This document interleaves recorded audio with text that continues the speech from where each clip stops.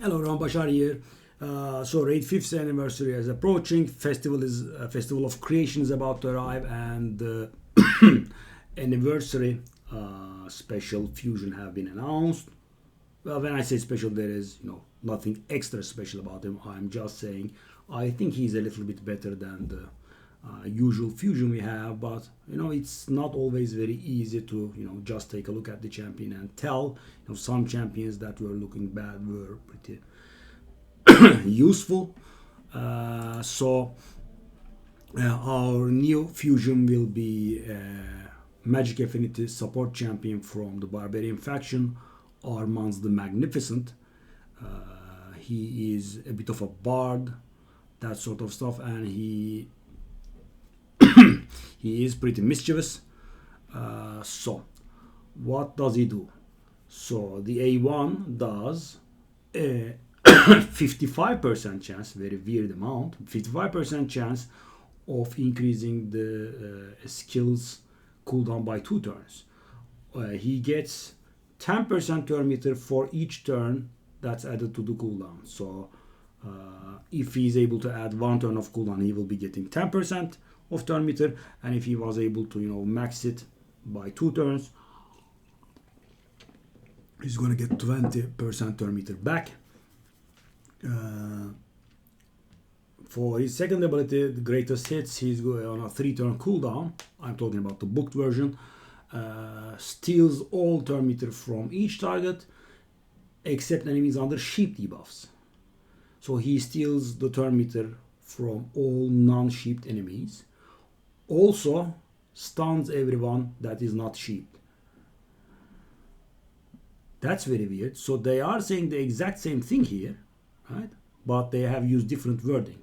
Except enemies under sheep debuffs, on all enemies not under a sheep debuff. What's the difference? Why not use the same wording?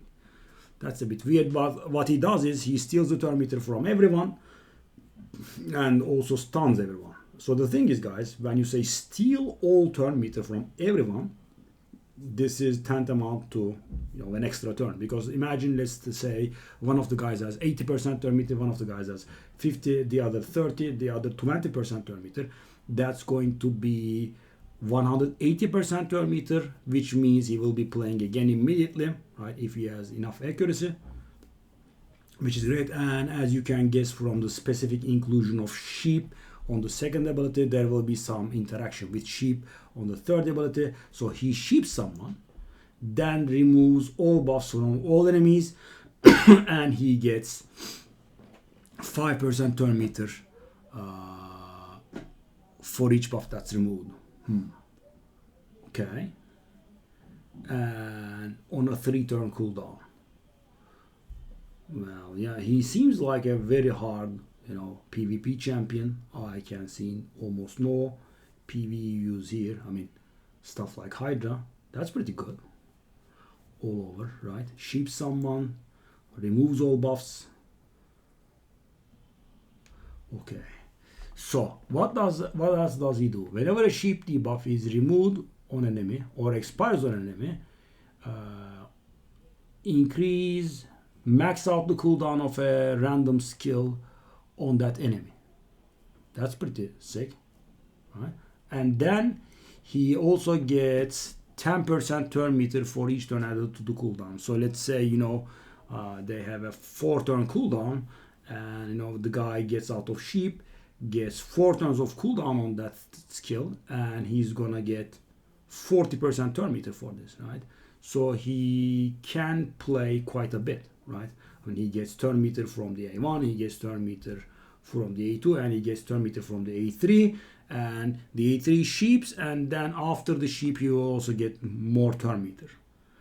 Yeah, that is pretty good. I mean, and if you have multiples of this guy, only one of them will activate, the standard, so it doesn't get very annoying. And he has a nice 28% arena aura. Yeah, I mean, pure PvP champion for sure, right? I mean, could be of use, in Synchronous trash rooms or whatever, but I'm just talking about, bosses, because they will all be immune.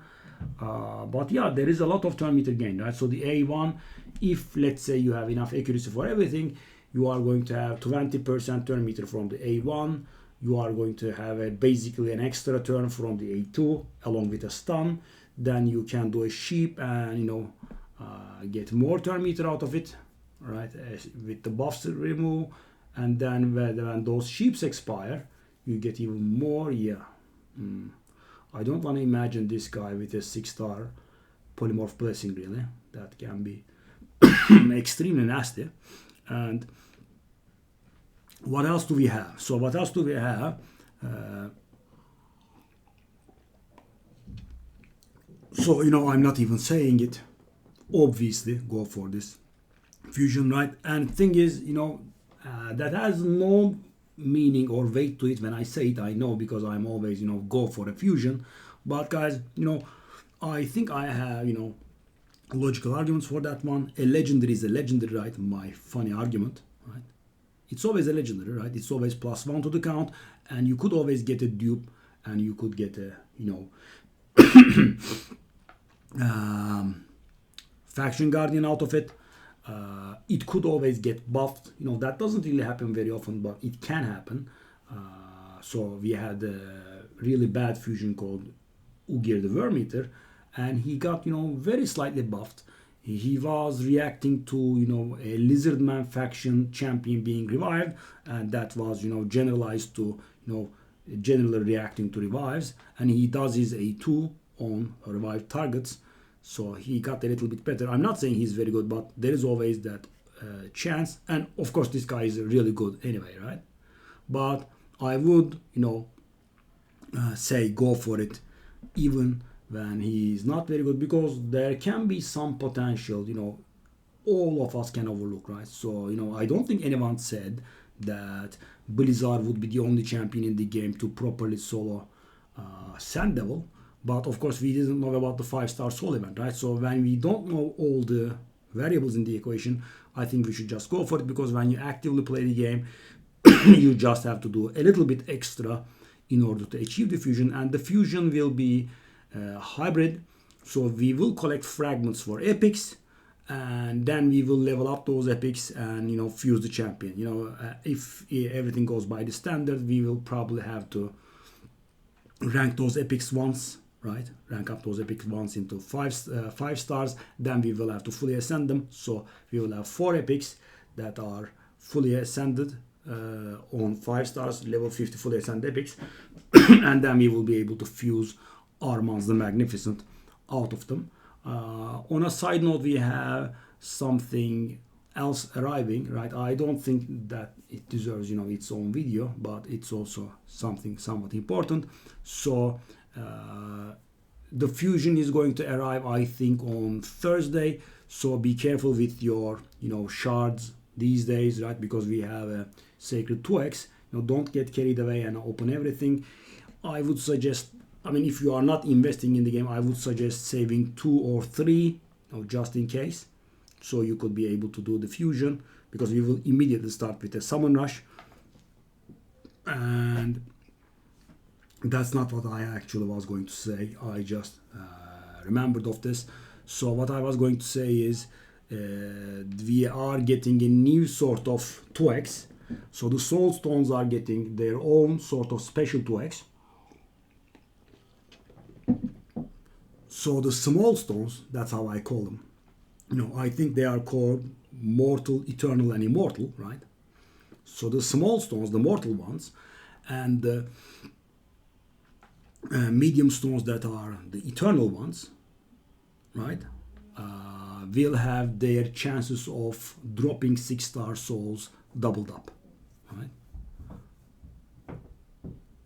Yeah, that's what's going to happen. So because the eternal soul stones are the mortal and immortal, right?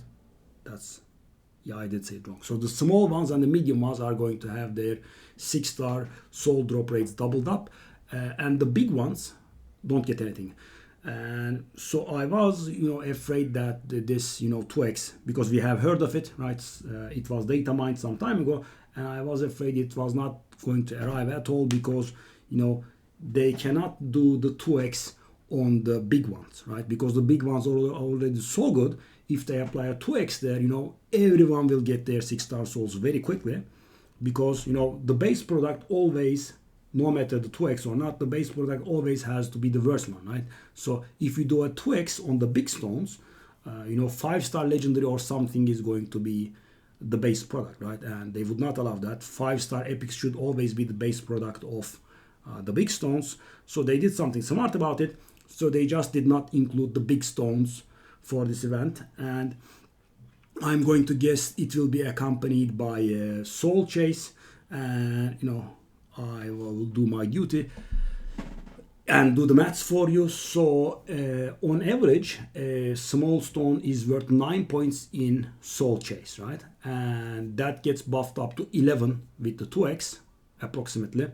And the medium stones are worth around 67 points per, and that's going to get buffed into 90 points per, right? So if you want to estimate how many points you will be getting out of what you have, or a bundle that you are going to buy. And the 6-star soul drop rate for small stones will be getting buffed to 1.5% from 0.75%, and the 6-star souls drop rate for medium stones will be buffed up to 12%, which is huge, from 6%, right? And I'm going to just guess the base loot will lose that amount, so the base loot will lose 0.75%, the 1-star rare for medium soul stone, small soul stones, and for medium soul stones, 3-star rare will lose 6% of their drop rate. So be on the lookout for offers. This is a very good time to buy stuff, of course, because we will be double dipping on, first of all, the 2x, and also, as I said, I'm guessing there will be some sort of champion chase, and we could also tap on the juice rewards of the champion chase. So there is that. That's what's coming, and we will, wait for future details to be unveiled about the 5th anniversary and the Festival of Creation. And I will see you on stream. Bye bye.